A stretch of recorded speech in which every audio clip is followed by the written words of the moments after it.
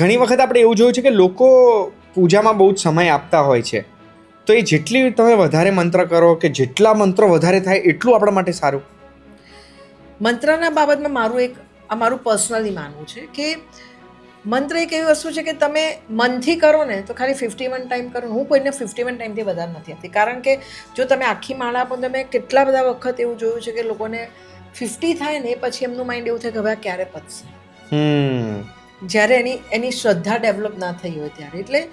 મારું એવું માનવું છે કે ભલે 51 વખત બોલો, પણ એ રોજ જે રેગ્યુલર એક ટાઈમે ખાલી મંત્ર બોલો અને એ ધીરે ધીરે ધીરે ધીરે એક ટાઈમ એવો લાવશે કે તમારી આજુબાજુ આખો ઓરા બનાવશે અને પછી એ મંત્રનો પ્રભાવ તમારી અંદર દેખાવા મળશે, તમારી વાતમાં દેખાવા મળશે. ને જે શરૂઆતમાં કીધું કે એકવાર મંત્ર કરવાથી પણ અસર થાય, તો આ મંત્ર જો તમે રેગ્યુલરલી કર્યો જ હોય અને એ સ્પેસિફિક મંત્ર જે તમારા ગુરુએ તમને આપ્યો અને જો તમે કરે રાખો તો એક ટાઈમ એવો આવે કે ખાલી મંત્ર નહીં, તમે વિચારો અને તમારા કાર્ય સિદ્ધ થવા.